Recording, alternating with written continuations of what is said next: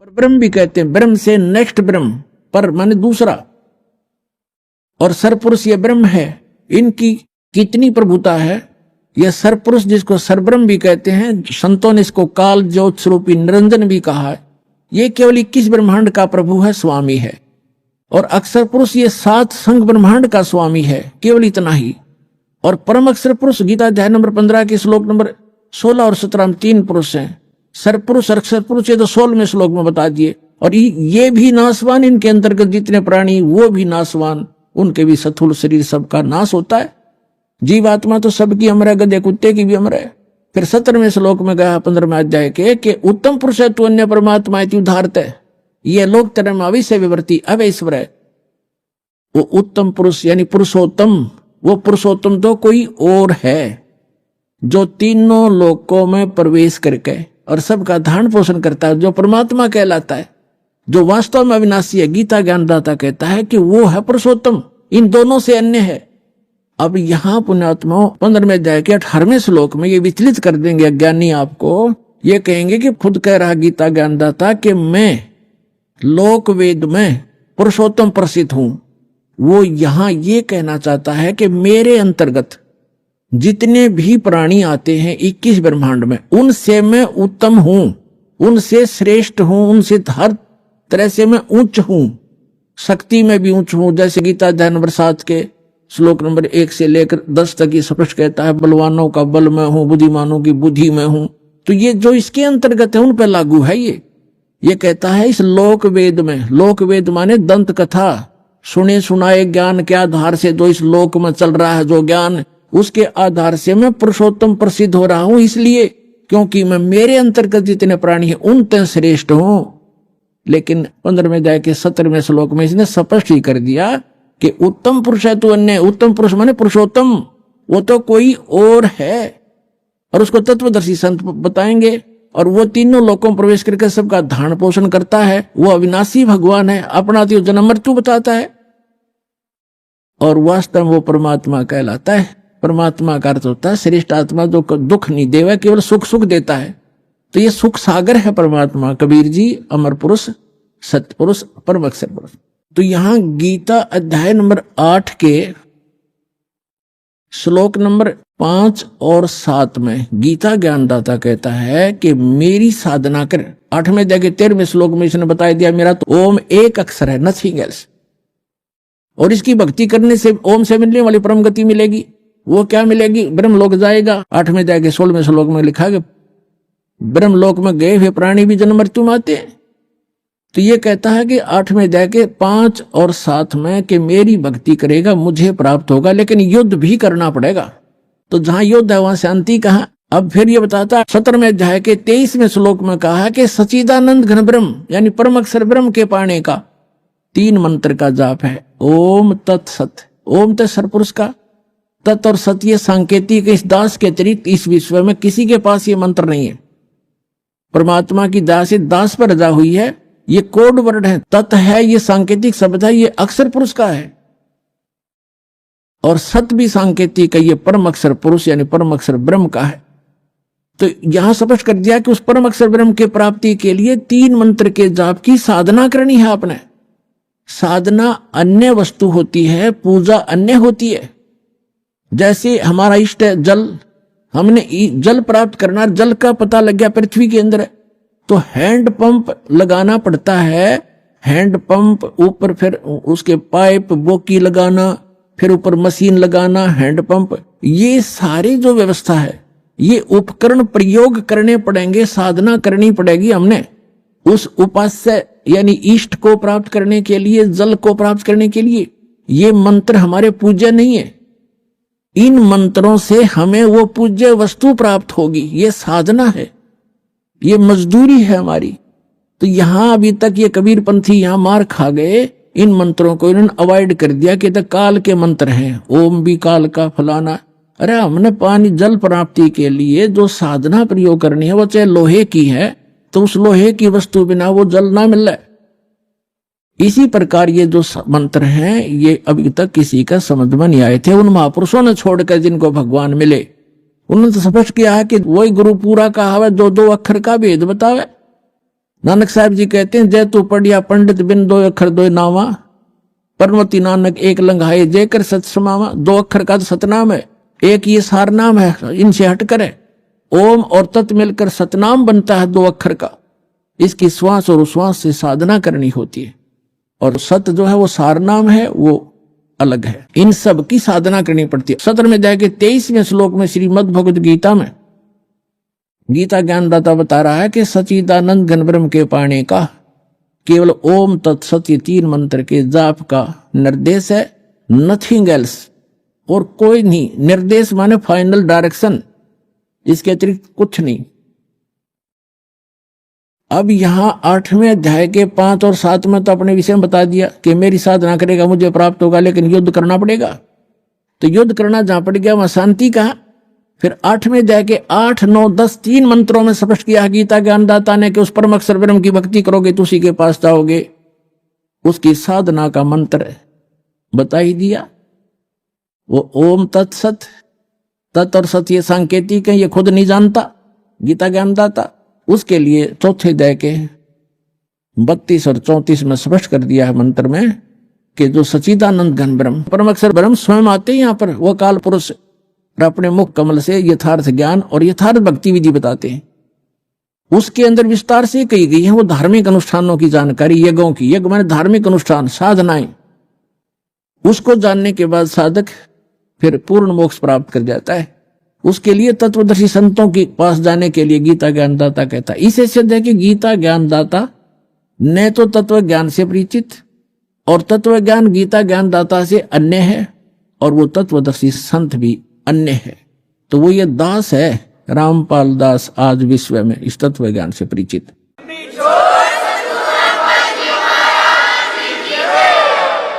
अब जो प्रसंग चल रहा है कि श्रीमद् भगवद गीता अध्याय नंबर 18 अंतिम अध्याय है, और 61 से 66 तक ये निर्णायक ज्ञान है। आगे तो कुछ और बातें हैं, वो भक्ति से संबंधित नहीं है। 18वें अध्याय के 61 और 62 में कर दिया कि वो परमात्मा समर्थ है, वो सभी को कर्म अनुसार वही चलाता है, जैसे जिसके कर्म है उसके अनुसार से वो कार्य करता रहता है। और उस परमेश्वर की शरण में जाने से ही परम शांति को प्राप्त होगा, सनातन परम धाम में चला जाएगा, जहां जाने के बाद साधक फिर लौटकर कभी संसार में नहीं आते। फिर क्या बता 18वें अध्याय के 63वें श्लोक में कहा गीता ज्ञानदाता ने कि अर्जुन, ये गीता रूपी ज्ञान ये एक बहुत गुप्त से गुप्त ज्ञान है जो आज मैंने तेरे से कह दिया। अब तेरी मर्जी, तेरी इच्छा है, जैसा चाहे वैसा कर। मेरी शरण में रहना है तो युद्ध कर, उठा हथियार, और उसकी शरण में जाना है तो उसके लिए तत्वदर्शी संत की खोज कर ले। ये गुप्त से गुप्त ज्ञान मैंने तुझे बता दिया। 18वें अध्याय के 64वें श्लोक में गीता ज्ञानदाता तुरंत कहता है कि एक गुप्त से गुप्त ज्ञान और बताऊं, फिर सुन कि जिस 18वें अध्याय के 62वें श्लोक में जिस परमेश्वर की शरण में जाने को मैं तुझे कह रहा हूं, वो मेरा भी इष्ट देव है, वो मेरा भी पूज्य है। ये और गुप्त से गुप्त भेद बता दिया। अब 18वें अध्याय के 63वें श्लोक में स्पष्ट कर ही दिया कि ये गीता रूपी ज्ञान अति गुप्त से गुप्त मैंने तुझे बता दिया। और कहता है एक और गोपनीय से भी गोपनीय बताता हूं 18वें अध्याय के 64वें श्लोक में कि यही मेरा भी पूज्य देव है, इष्ट देव है। इष्ट में असी दृढ़म, ये पक्कम पक्का, नो डाउट। फिर 18वें अध्याय के 65वें श्लोक में कहा कि अर्जुन, यदि मेरी शरण में रहना है तो मैं पक्का वायदा करता हूं, मेरा सिमरण कर, मुझे नमस्कार कर, मुझे प्राप्त होगा। 18वें अध्याय के 66वें श्लोक में फिर फैसला दे दिया कि यदि तूने मेरी शरण में रहना है तो पहले बता चुका हूं, उसकी शरण में जाना है तो सर्व धर्मान परित्यज्य माम एकम शरणम वर्ज। यहां इन अनाड़ी अज्ञानियों ने वर्ज का अर्थ आना किया है, जबकि वर्ज का अर्थ जाना होता है। अब ये क्या कहते हैं कि अर्जुन, सर्व धर्मान परित्यज्य माम, मेरे सतर की सभी पूजाओं को छोड़कर मेरी शरण में आ जा। अरे भले आदमियों, दूसरे अध्याय के 7वें श्लोक में ये अर्जुन कहता है कि मैं आपकी शरण में हूं, आपका शिष्य हूं, मेरी बुद्धि काम करना बंद कर गई है, जो मेरे हित में हो आप मुझे राय दें। तो श्री कृष्ण जी की शरण में अर्जुन तो पहले ही था। अब ये कहो कि सर्वधर्मान परित्यज्य माम एकम शरणम व्रज, व्रज का अर्थ जाना होता, आना नहीं। जैसे इंग्लिश वर्ड गो है, गो का अर्थ कम नहीं हो सकता, आना नहीं हो सकता।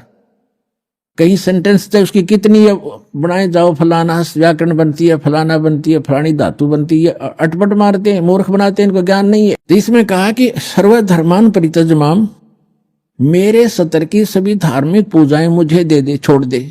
परित्यज्य कौन कौन सी है? ओम नाम का जाप है, जैसे ओम तत्सत, ये 3 मंत्र का जाप है, आपको दिया जाता है जिनको कंप्लीट कोर्स प्राप्त हो गया है। तो ओम जो मंत्र है ये ब्रह्म की साधना है, इसके सतर की धार्मिक कमाई है, हम इसको दे देंगे।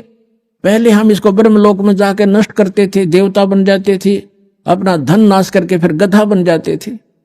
तो अब हमें ज्ञान हो गया, हम इसका कोई प्रतिफल नहीं लेंगे, अपनी पूंजी नाश नहीं करेंगे। हमारे ऊपर इसका ऋण है, क्योंकि ये पृथ्वी इसने तप करके प्राप्त कर रखी है और हम इसमें बेमतलब आ गए। अब इसने हमें मजदूर बना लिया कि यहां कमाओ और खाओ और मेरा टैक्स दो, हमें मजदूर बना रखा, बंधक। तो अब परमात्मा आए हैं हमें छुड़वाने के लिए, विधि बताई कि इसका टैक्स दो, मैं तुम्हारा अकाउंट कराऊंगा और ये मजदूरी करो, इससे पीछा छुड़ाओ, चलो सतलोक में जहां से तुम आए हो, जहां कभी दुख नहीं होता।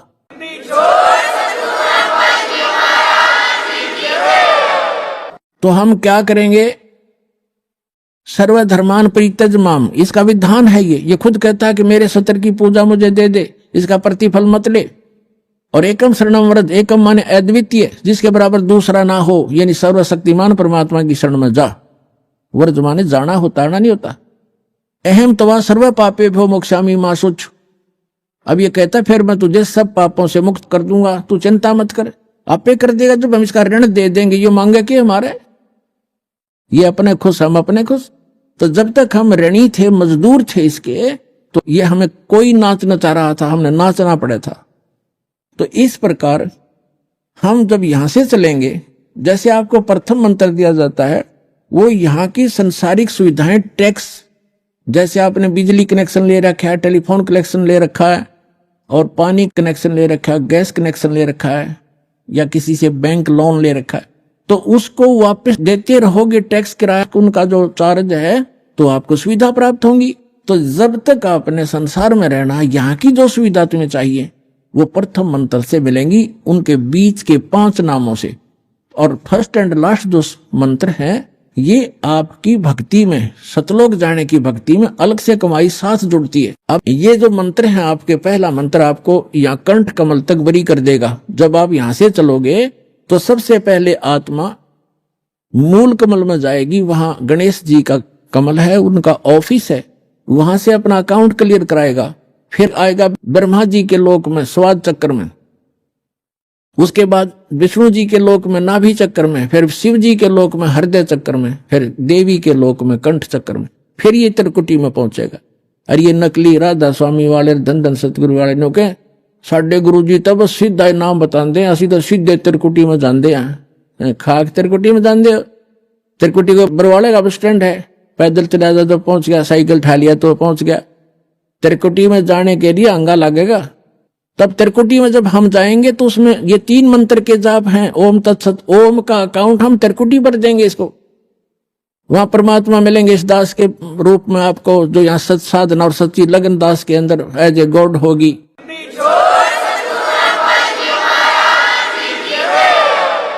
तो उसको लेकर के परमात्मा जाएगा इस धर्मराज के दरबार में, जो यहाँ का न्यायाधीश है, और उसको ये गीता अध्याय नंबर 18 का श्लोक नंबर 66 यानी ये विधान कोड करेगा। ये दास आपका वहां वकील बनेगा।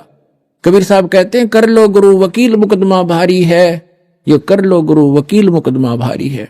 यानी गुरु का रोल यहां से लेकर लास्ट तक चलेगा, करेगा भगवान, लेकिन निमित्त दास रहेगा। 18वें अध्याय की 66 में संविधान की धारा वहां रखी जाएगी कि सर्वधर्मान परित्यज्य माम एकम शरणम व्रज, ये पकड़ो तुम्हारा विधान है। और ये सारी ओम सतर की जो पूजा अपनी, ये पकड़ो, इनकी अकाउंट क्लियर करो। इससे हम 11वां द्वार पार कर जाएंगे। 11वां द्वार पार करके हम प्रवेश करेंगे जब वहां अक्सर पुरुष का लोक आएगा, 7 संग ब्रह्मांड है, उससे पार होने का जो हमने किराया देना है, वहां से उसका साधन हमें मिलेगा और उसके प्रतिफल में हम इस तत्व मंत्र की कमाई उसको देंगे। वो हमें 12वें द्वार में जा छोड़ेगा, 12वां द्वार पार करके हम सतलोक चले जाएंगे। वहां जाकर फिर कभी लोग लौट कर संसार में नहीं आएंगे। बोलो सतगुरुदेव।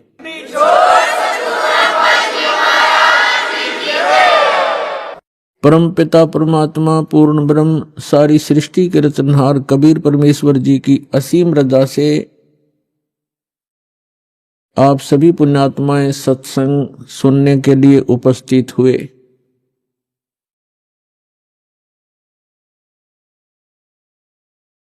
सत्संग में आने से जीव को पता चलता है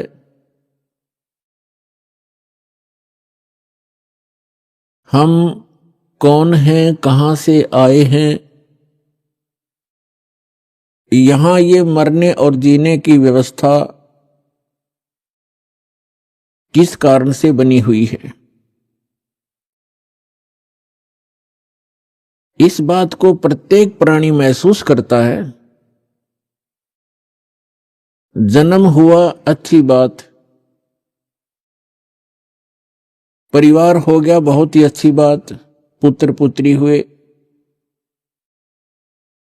संपत्ति कोठी बनी, बस क्या कहने। और फिर मृत्यु, ये मृत्यु वाली बात है, ये खटकती है। अब ये मृत्यु जो होती है ये एकदम विपरीत स्थिति है। सारा जीवन संतान के पोषण में, संपत्ति के जोड़ने में, कोठी और महल बनाने में लगा देता है प्राणी, और 1 मिनट के बाद पता नहीं पुत्र की मृत्यु हो जाती है, पुत्री मर जाती है, पुत्र वधू मर जाती है, मां की मृत्यु हो जाती है, परिवार का परिवार भी नाश हो जाता है। तो यहां हमारी बुद्धि कभी नहीं जाती कि ऐसा क्यों हो रहा है। हमने एक ये परंपरा मान ली कि ऐसा होता ही है, ऐसा होता है, सबके साथ हो रहा है, इसलिए दुख तो होता है। लेकिन शेष बचे हुए ये सोचते हैं हम तो अभी कुशल हैं, बस ऐसे हम अटकलबाजी से यहां जी रहे हैं। तो परमात्मा कहते हैं, हमें समझाने के लिए परमात्मा अपने ऊपर ही उदाहरण दे रहे हैं। कबीर परमात्मा जी ये हमारे पिता हैं।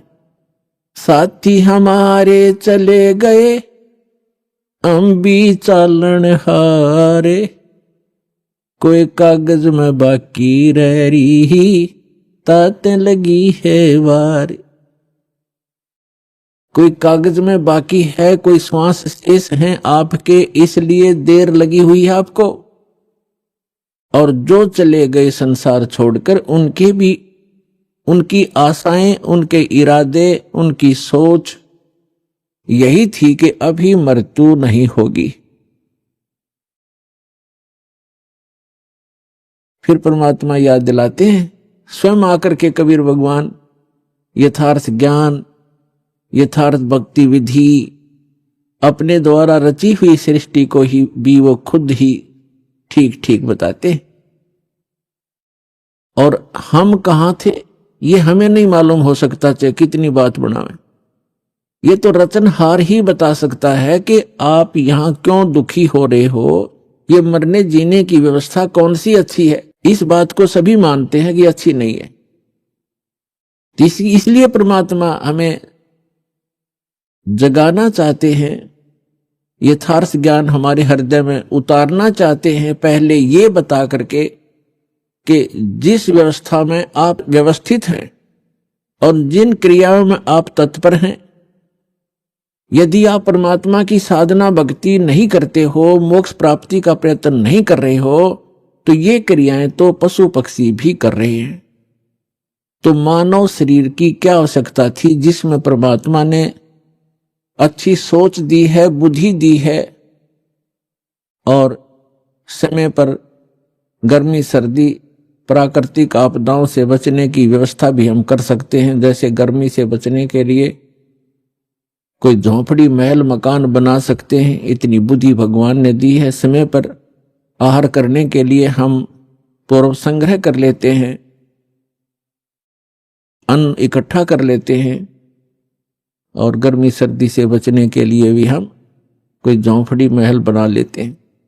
इसका उद्देश्य क्या है? इसका उद्देश्य ये है, इन सब सुविधाओं को परमात्मा ने इसलिए दिया है कि आप प्राकृतिक आपदाओं से डिस्टर्ब ना हो सकें और भक्ति करते रहें। जैसे परमात्मा की प्राप्ति में ये आत्मा उसी समय से व्याकुल है जिस समय से ये उस परम पिता के उस सुखमय सथल से, उस सतलोक से, अमरलोक से बिछुड़ कर आई है, उस परम पिता से दूर हुई है। उसी दिन से इसको आभास हो गया है कि जो सुख मैं छोड़ के आया हूं वो यहां नहीं है। उसकी खोज में फिर ये अपनी अटकलबाजी से, जीव सोच से सोचने लगता है, प्रयत्न करता है। जैसे कोई निर्धन है, वो सोचता है कि धनवान सुखी होंगे, धन में सुख होगा, और धनी व्यक्ति को स्वप्न में भी सुख नहीं होता। उन आत्माओं, निर्धन को तो ये बात जचे नहीं कि धनवान सुखी नहीं, लेकिन किसी धनवान यानी मायाधारी से मिलकर देखना, उसके ऊपर कितनी समस्याओं का पहाड़ होगा, आप सोच भी नहीं सकते। जहां माया है वहां शीतलता नहीं हो सकती, जहां भट्ठी अग्नि की तप रही हो वहां शीतलता नहीं हो सकती। ये माया अग्नि की भट्ठी है, इसके निकट बैठकर प्राणी कभी भी शीतलता महसूस नहीं कर सकता। धनी व्यक्ति सोचते हैं कि राजा लोग सुखी होंगे, राजा को सुख स्वप्न में भी नहीं होता।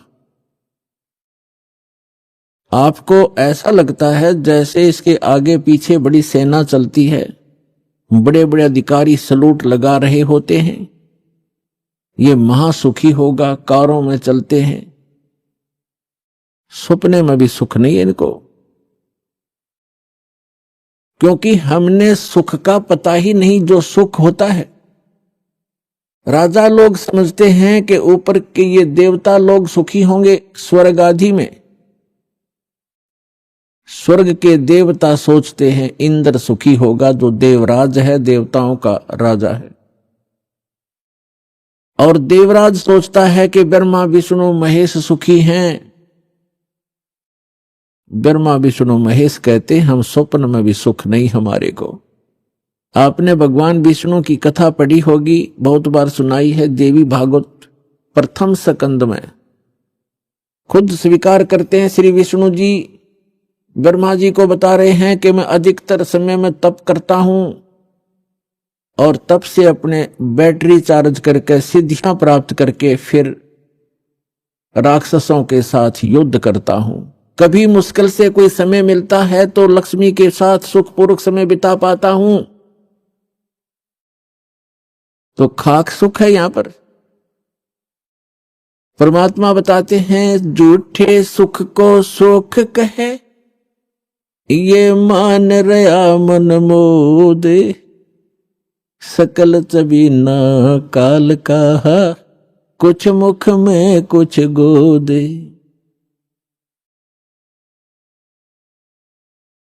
इस झूठे सुख को सुख कहे, ये मान रहा मनमोद। कौन से झूठे सुख को? एक व्यक्ति बता रहा था कि मेरे एक कन्या ने जन्म लिया, जन्म से उस कन्या के गुदा स्थान नहीं था। इसको देखकर मेरे ऊपर पहाड़ टूट गया समस्या का, महा दुखी हो गया मैं। डॉक्टर के यहां लेकर गया मेडिकल में। जिस वार्ड में मेरी बेटी को भर्ती किया उसमें ऐसे 3-4 केस और थे। तब मुझे कुछ राहत मिली कि मेरे जैसे और भी दुखी हैं। बताओ इससे क्या लाभ मिला उसको? अपना मन में मान लिया कि चलो और भी दुखी हैं तो मैं भी दुखी हूं, कोई बात नहीं। क्या वो दुख हल्का हो गया? क्या गोदा स्थान बन गया बेटी का? तो पुण्यात्माओं, इसे गंदे लोक में रह रहे हम, यह सुख नाम की चीज नहीं है। हम एक दूसरे को दुखी देखकर उससे हल्का दुख हो या उसके बराबर हो, हम अपने राहत मान लेते हैं, या कोई विकल्प नहीं है। जैसे एक व्यक्ति के 3 पुत्र थे, एक पुत्र की मृत्यु होगी, बहुत दुखी, बुरी तरह रो रहे हैं, आहार भी नहीं कर रहे हैं। शोक व्यक्त करने वाले व्यक्तियों में एक ऐसा व्यक्ति उपस्थित था जिसका एक ही पुत्र था, वही मृत्यु को प्राप्त हो चुका था। तो सांत्वना देने वालों ने कहा कि देख भाई, यहां तो ऐसा ही है, सभी की मृत्यु होती है, ये तो भगवान हवाला बात है, चिंता मत करो। देखो ये भाई बैठा है, इसको देख कर जी ले, इसका इकलौता पुत्र था, उसी की मृत्यु होगी, ये भी तो अपना समय व्यतीत कर रहा है, धैर्य कर। तो तब उस व्यक्ति को कुछ होशी आई, हाथ मुंह धोए, कुछ देर में खाना भी खा लिया। अब उसने ये सुख मान लिया कि देख इस बेचारे का इकलौता पुत्र था और वही मर गया, मृत्यु को प्राप्त हो गया। शुक्र है मेरे तो 3 थे, मेरा तो एक ही मरा है, 2 तो बचे हैं। पहले इससे सुख मान लिया। क्या वो बेटा वापस आ गया? तो यहां परमात्मा कहते हैं झूठे सुख को सुख है ये मान रहा मनमोद, और सकल चबीना काल का, कुछ मुख में कुछ गोद। यहां क्या बताते हैं? भाई तन दर सुखिया कोई न देखा, जो देखा सो दुखिया हो। उदय अस्त की बात करते हैं, मन सबका किया विवेक का हो, सबका किया विवेक का हो। घट बाधे सब जग दुखिया, के गृष्टि बैरागी हो। लाभ हानि से सब कोई दुखिया, के गृष्टि बैरागी हो। सुख देव ने दुख के डर से, गर्भ में माया त्यागी हो, गर्भ में माया त्यागी हो। तंदर सुखिया कोई न देखा, जो देखा सो दुखिया हो। उदय अस्त की बात करते हैं, मन सबका किया विवेक का हो, सबका किया विवेक का।